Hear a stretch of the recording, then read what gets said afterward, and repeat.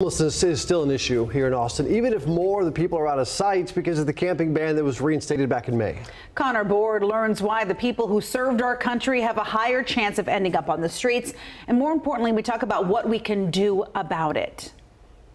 Serving our country is one of our nation's highest honors. I started out doing communications and then got stationed at Fort Carson, Colorado, and was in an artillery unit and ended up working with the forward observing teams in the artillery units. I was an infantryman with the Army. I spent a year in the DMZ in Korea, a year in Iraq and Baghdad from 2004 to 2005. Blake Holbrook, a Purple Heart veteran who had 5 men in his unit get killed overseas, knows that this service can come with a price. I ended up in 3 psychiatric wards, mostly because the VA was just giving me a lot of medications.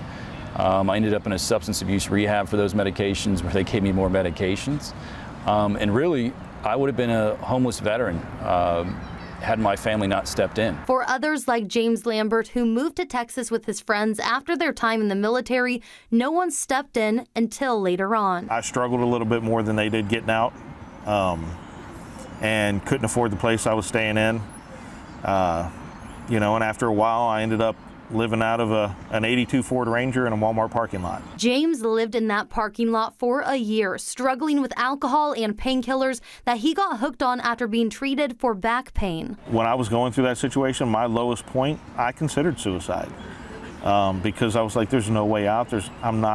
I can't deal with it anymore. He never shared that he was homeless when this was happening. This secret struggle is common among veterans. Wearing the uniform, you have so much pride, so much respect for yourself and others that when you lose your home, it's embarrassing, it's sad. Now both Blake and James are using their experiences to help others. Blake is a peer mental health specialist with the Samaritan Center in Austin and works with veterans in the state jail. He says about 50% of the veterans in his program were homeless before they were arrested. A lot of times we'll work with the VA and they have a HUD-VASH program that will give them a voucher for, say, 3 to 6 months of rent. In Austin, as we all know, the housing prices are skyrocketing. Just rent in apartments is difficult. So if they have these vouchers, at the end of those vouchers, they can't afford. They don't have a job that can afford the rent in Austin. And a lot of times they just end up back on the street. James is the peer service coordinator for the Military Veteran Peer Network in Travis County. He works with the police department and sheriff's office responding to veteran interactions and meets one-on-one with veterans to connect them with different resources. When the camping ban came into effect, I lost contact with a lot of the vets that were in the area. I used to be able to go every day and see. I knew where all the veterans that I was talking to were staying, and then I'd always run into more. The 2021 estimates by the Ending Community Homelessness Coalition before the camping ban in May showed of the 3,160 people experiencing homelessness in Travis County, 284 were veterans. That means while veterans only make up 5% of the general population, they make up 9% of the homeless population.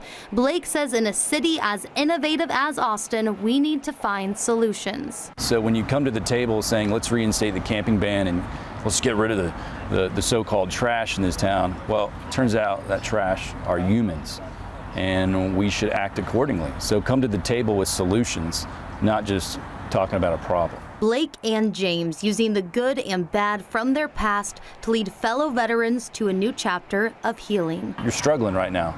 That's okay. We all struggle. Where do you go from here? There's a path to be successful. You just got to choose it. And one point both James and Blake made is the importance of caring for the entire person. They think that Austin could use more facilities that both house and treat people to stop the cycle of homelessness and get to the root of the issue. And if you are a veteran in need of any kind of help, you can find this story on our website, KVUE.com. There will be a list of organizations as well that can connect you to the right resources.